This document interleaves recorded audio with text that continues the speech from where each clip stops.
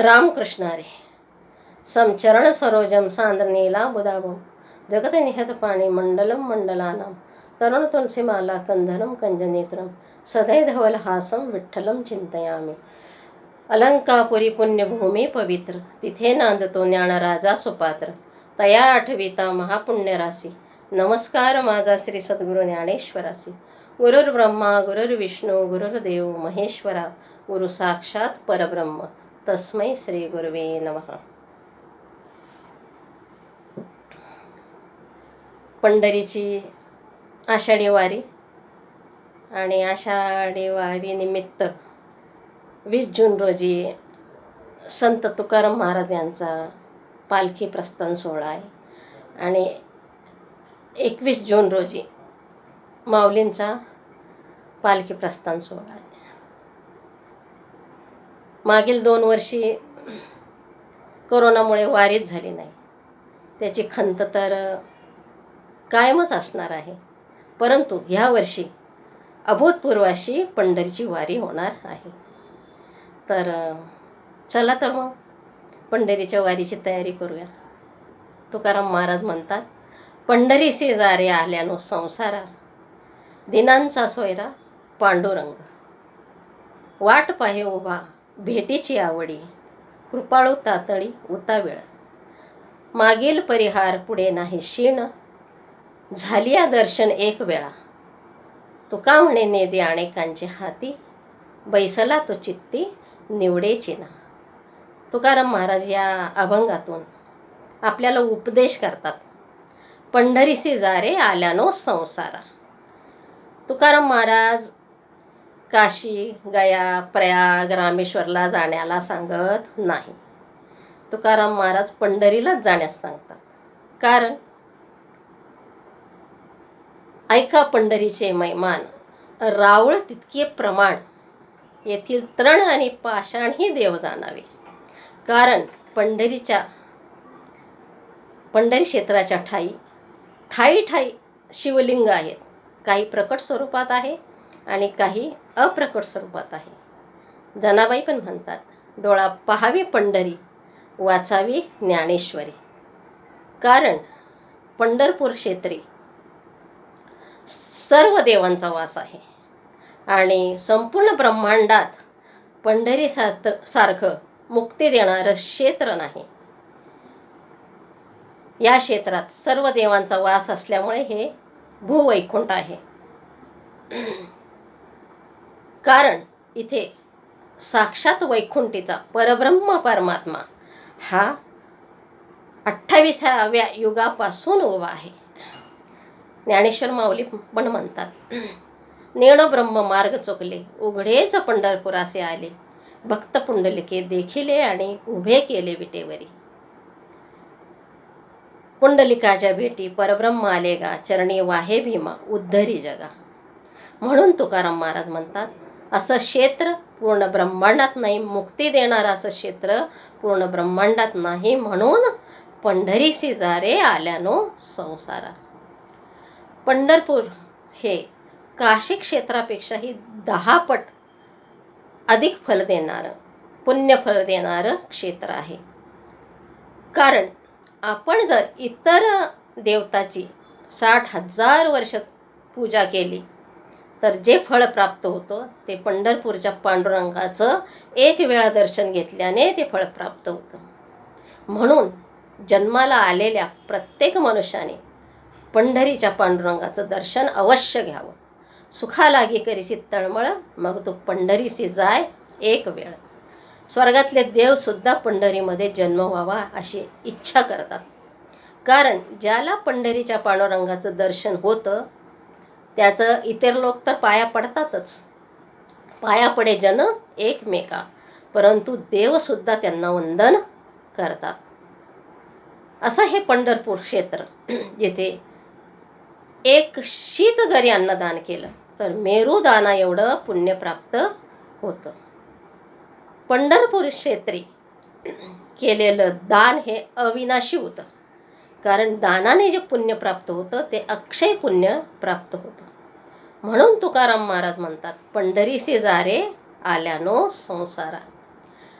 पंढरपूर क्षेत्री पितरांच्या उद्देशाने जर पिंडदान केलं तर त्याचं तर गयेपेक्षा 100 पट पुण्य जास्त फल प्राप्त होतं.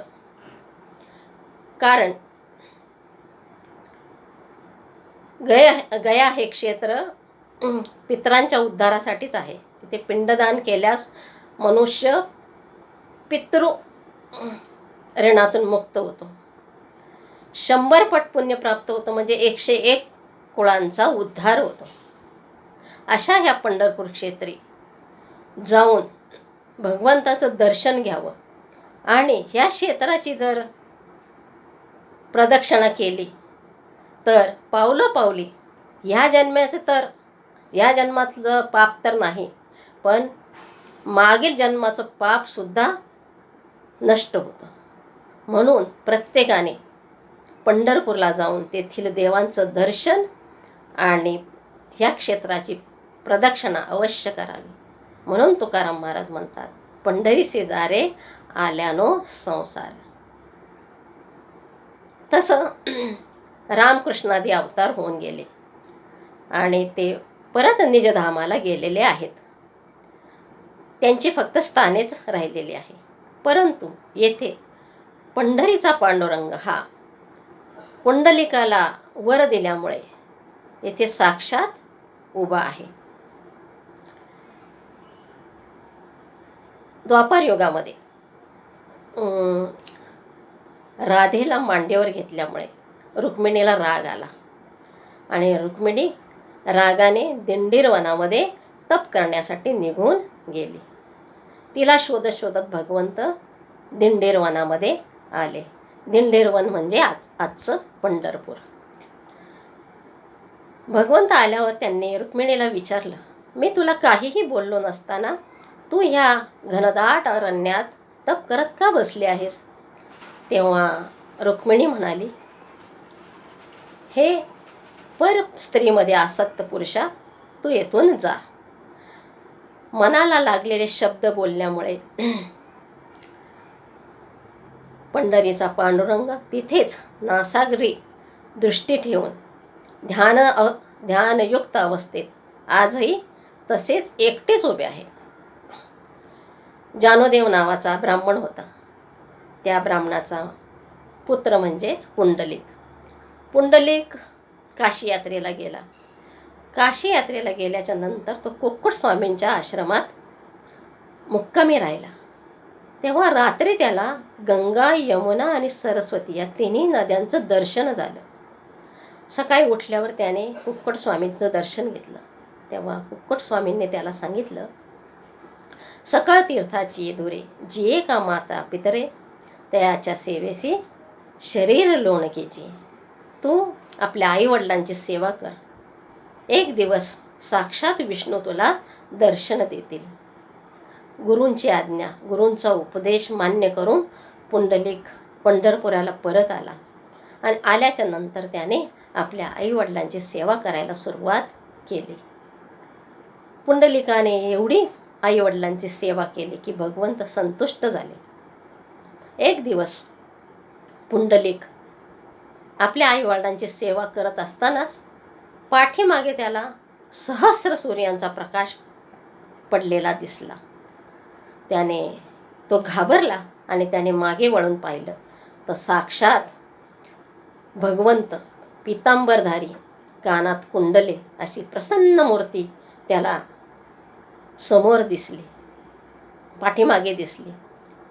त्याने मस्तकानेच भगवंताला नमस्कार केला आणि शेजारी पडलेली वीट भगवंताला बसण्यासाठी दिली. भगवंत त्या विटेवरच दोन्ही पाय जोडून उभे राहिले. समचरण मूर्ती विटेवरी साजेरी, तेथे माझी हरी वृत्ती राहू. आईवडिलांची सेवा संपल्याच्या नंतर पुंडलिक भगवंताच्या जवळ आला. त्याने भगवंताला साष्टांग नमस्कार घातला. तेव्हा भगवंत पुंडलिकाला म्हणाले, इच्छित वर माग. तेव्हा पुंडलिकाने भगवंताला वर मागितला, देवा, तू ज्या स्वरूपात माझ्या समोर उभा आहे त्याच स्वरूपात कायम येथे वास कर आणि जे माझ्यासारखे पापी मूढ पापी दर्शनासाठी येतील त्यांना दर्शन मात्रे मुक्तीची प्राप्ती हो. तू माझ्या नावाने हे क्षेत्र प्रसिद्ध व्हावं. पुंडलिकपूर म्हणजेच पंढरपूर. तुम्ही क्षेत्ररूपाने येथेच वास करावा. असा वर पुंडलिकाने तीर्थ आणि क्षेत्र दोन आणि देव तिन्ही रूपाने येथेच वास करावा. भगवंताने पुंडलिकाला सांगितलं, वर दिला. म्हणून गजर केला जातो, पुंडलिका वरदे हरिविठ्ठल. तेव्हापासून आजही भगवंत देव, तीर्थ आणि क्षेत्र या तिन्ही रूपाने पंढरपूर क्षेत्री उभा आहे. विठ्ठल या नावाने उभा आहे. वि म्हणजे विधाता, ठ म्हणजे नीलकंठ आणि ल म्हणजे लक्ष्मीचा पती. पुंडलिकाने जी भगवंताला वीट बसण्यासाठी दिली तो म्हणजे पूर्वजन्मीचा इंद्र होता. इंद्राने वक्त्रासूर नावाच्या दैत्याचा वध केला. त्या दैत्याने तपश्चर्या केली. त्याच्यामुळे इंद्राला आपल्या पद जाण्याचा त्याला भीती वाटायला लागली. म्हणून त्याने त्या दैत्याचा अनुष्ठानाला बसलेला असताना वध केला. दैत्य जेव्हा खाली पडला तेव्हा त्याने इंद्राला शाप दिला, अरे मूर्खा, मी अनुष्ठानाला बसलेला असताना तू माझा वध केलायस, त्याच्यामुळे तुला ब्रह्महत्या घडली. तू अचेतन असा वीट होऊन दिंडीर वनामध्ये पडशील. इंद्र घाबरला आणि भगवंताला शरण गेला. तेव्हा भगवंताने इंद्राला सांगितलं, मी जेव्हा पुंडलिकाला वर देण्यासाठी येईल, त्याला भेटण्यासाठी येईल, त्यावेळेला मी तुझा उद्धार करीन. पुंडलिकाने जी वीट भगवंताला दिली त्या विटेला भगवंताच्या पायाचा स्पर्श होताच इंद्राचा उद्धार झाला. आता पंढरपूर हे भूवैकुंठ होण्याचं कारण काय? तर गयासूर नावाचा दैत्य होता. अकराळ विक्राळ महाभयंकर असा हा दैत्य होता. त्यानेही अघोर तपश्चर्या केली आणि ब्रह्मदेवाकडनं वर प्राप्त करून घेतला. माझे शरीर सर्व देव, सर्व यज्ञ, सर्व ब्राह्मण यांच्यापेक्षाही पवित्र व्हावं असं वर त्याने प्राप्त करून घेतला. आता गयासूर पवित्र झाला. सर्व पापी लोक गयासुराचं दर्शन घेऊन पवित्र होऊन स्वर्गाला जाऊ लागले. आता यमपुरी ओस पडली. यमदेवता भगवंताकडे गेले आणि भगवंताला म्हणाले, सर्व लोक स्वर्गाला जाऊ लागले, आता मी यमपुरीमध्ये कोणाला आणू? तेव्हा सर्व देव मिळून गयासुराकडे गेले आणि गयासुराला म्हणाले, तुझ्या शरीरा एवढे पवित्र या ब्रह्मांडात दुसरा जागाच नाही आणि आम्हाला यज्ञ करायचा आहे. यज्ञ करण्यासाठी तू तुझं शरीर आम्हाला दे. आनंद झाला गयासुराला. तो म्हणाला, वा, मी धन्य झालो, माझं शरीर परोपकारासाठी कामी येतंय. असं म्हणून त्याने आपलं शरीर जमिनीवर टाकलं. गयासुराने जेव्हा शरीर जमिनीवर टाकलं तो एवढा महाभयंकर होता की त्याचा पृष्ठभाग म्हणजेच पंढरपूर आणि त्याचं जे मस्तक होतं ते म्हणजे गया क्षेत्र. देवांनी गयासुराच्या शरीरावर यज्ञ करायला सुरुवात केली. काही दिवसाच्या नंतर गयासूर हालचाल करायला लागला. तेव्हा परत सर्व देव भगवंताकडे गेले. तेव्हा देवाने गयासुराच्या उजव्या हातावर त्र्यंबकेश्वर आणि ब्रह्मगिरी पर्वत स्थापन केले. डाव्या हातावर व्यंकटादी पर्वत स्थापन केला आणि दोन्ही पायांवर गोमंतक पर्वत स्थापन केले. काही दिवस परत यज्ञ चालू झाला. आता परत गयासूर डोकं वर काढायला लागला. तेव्हा भगवंताने सर्व पृथ्वीचा, सर्व ब्रह्मांडाचा भार घालून एक पाय गयासुराच्या मस्तकावर ठेवला. ते क्षेत्र म्हणजे गया क्षेत्र. तिथे पिंडदान केले असता मुक्तीची प्राप्ती होते. पितृऋणातून माणूस मुक्त होतो. म्हणून गया क्षेत्र हे पंढरपूर हे गया क्षेत्रापेक्षाही श्रेष्ठ आहे. आता परत काही दिवस गेले आणि गयासूर परत हालचाल करायला लागला. भगवंताने विचार केला, आता जर हा दैत उठला तर त्रैलोक्याचा नाश केल्याशिवाय राहणार नाही. म्हणून देवाने आपले दोन्ही चरण गयासुराच्या पृष्ठभागावर ठेवले. ते स्थान म्हणजे पंढरपूर. पंढरपूरला देखील विष्णुपद आहे आणि म्हणून पंढरपूरला सुद्धा पिंडदान करण्याचा अधिकार आपल्याला आहे. अशा प्रकारे गयासूर स्थिर झाला.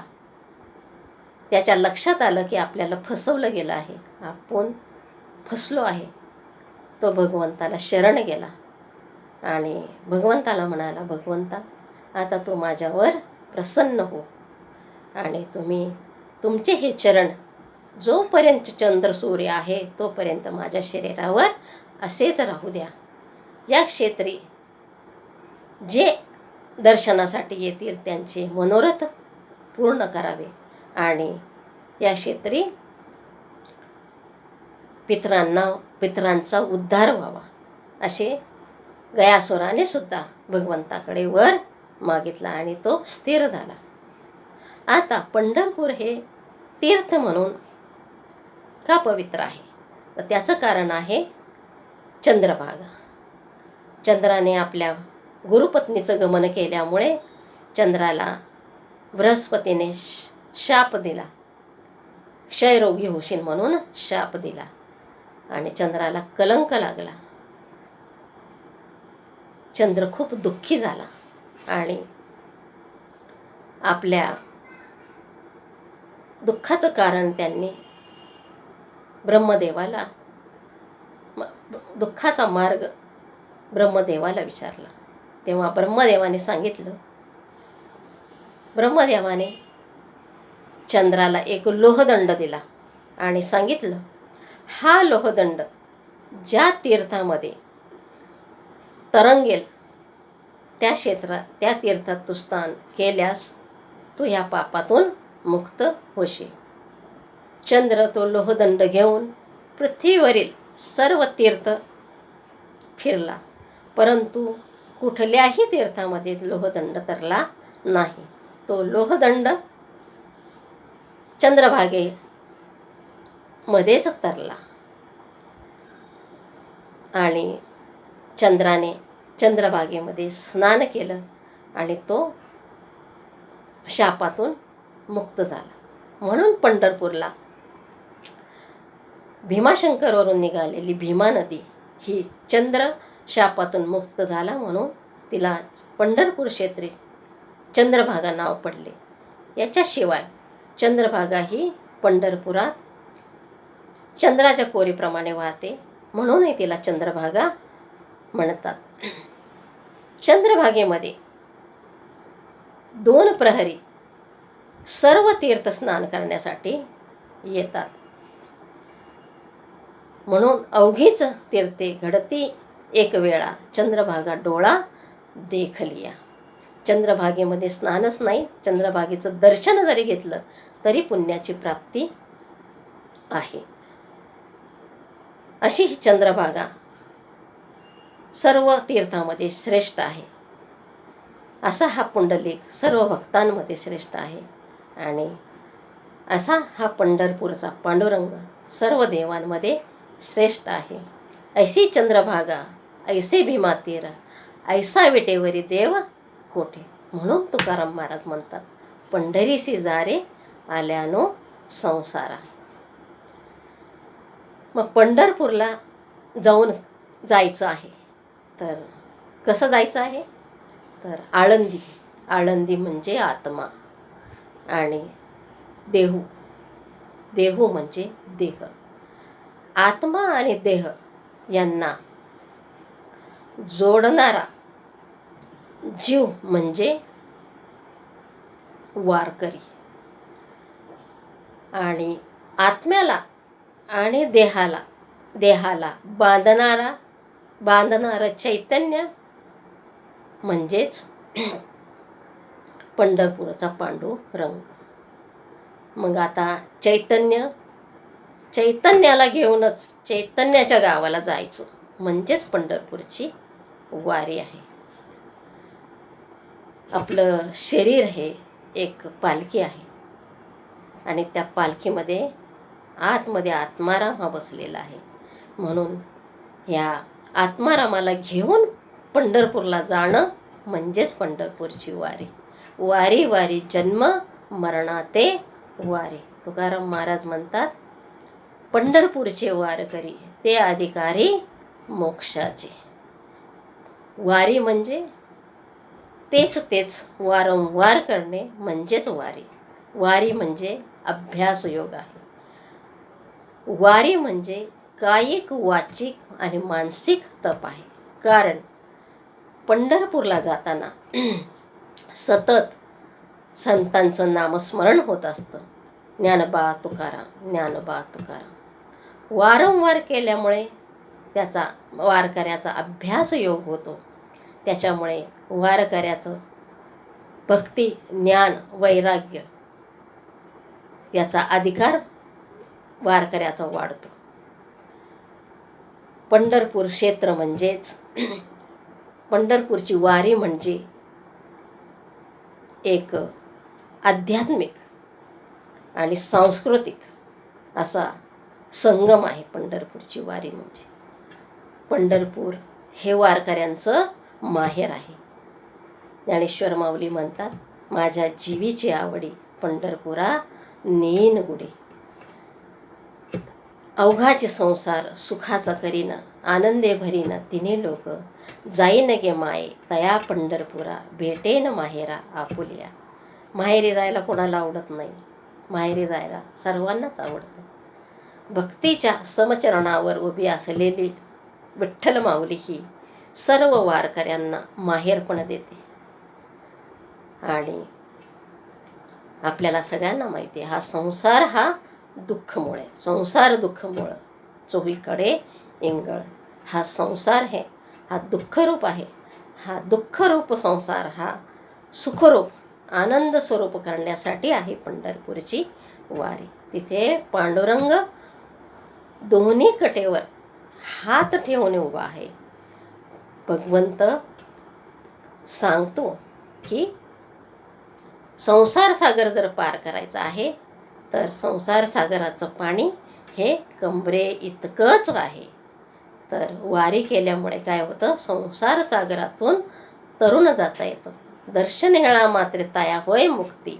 त्याच्या पंढरपुराच्या पांडुरंगाच्या दर्शनानेच मुक्तीची प्राप्ती होते. म्हणून तुकाराम महाराज म्हणतात, पंढरीसी जा रे आल्यानो संसारा. दिनांचा सोयरा पांडुरंग.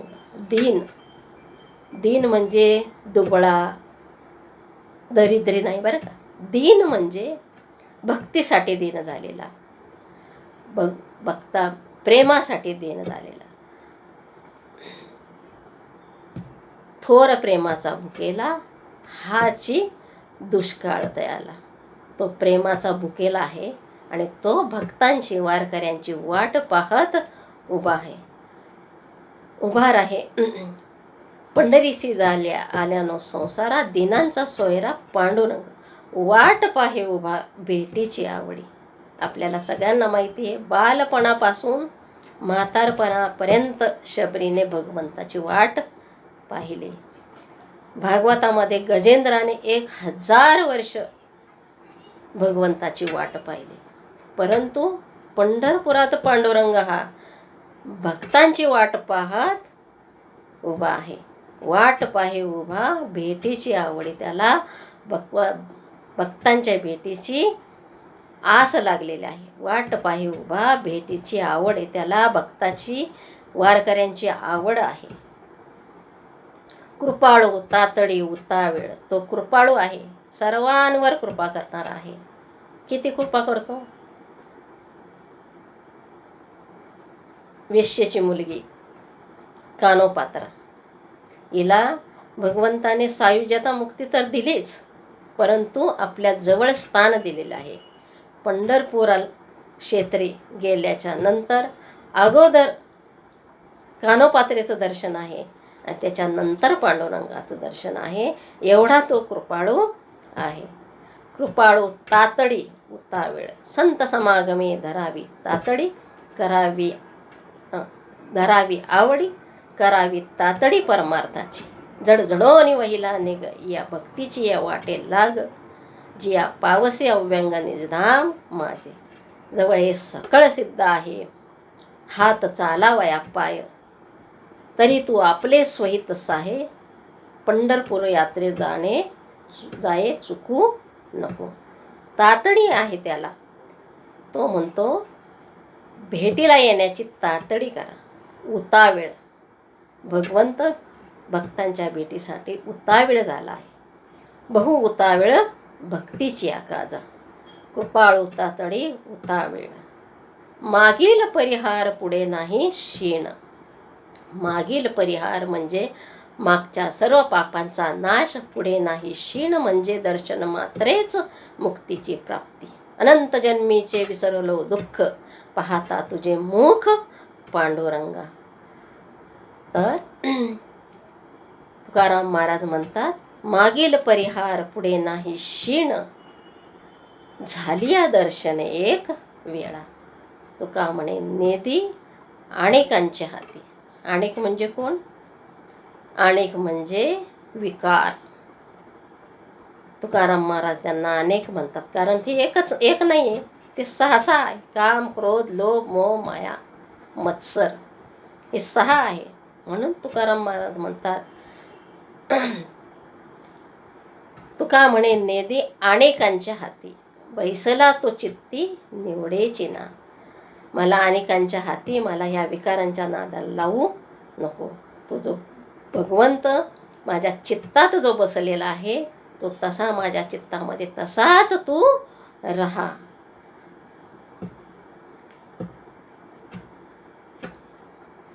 असे तुकाराम महाराज म्हणतात. असता हृदयामध्ये रामू, सर्व सुखाचा आरामू, का भ्रांताचे कामू विषयावरे. पंढरी शेजारे आल्यानो संसारा, दिनांचा सोयरा पांडुरंग. अशा प्रकारे तुकाराम महाराज पंढरपूरला जाण्यास सांगतात आहे.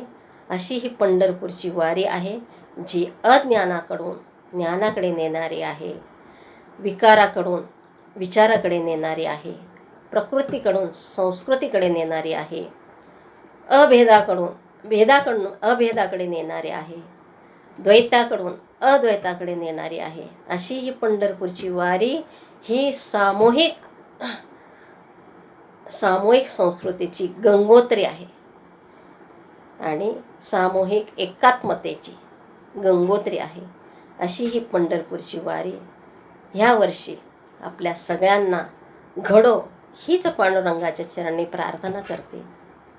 हीच व्हावी आज. जन्मोजन्मी तुझा दास. पंढरपूर वारी चुको नेदे हरी. विठ्ठल ठल ठल ठल ठल ठल ठल ठल ठल. पुंडलिका वरदे हरी विठ्ठल. श्री ज्ञानदेव तुकाराम पंढरीनाथ भगवान की जय. माऊली ज्ञानेश्वर महाराज की जय. जगद्गुरु संत तुकाराम महाराज की जय. अवधूत चिंतन श्री गुरुदेव दत्त.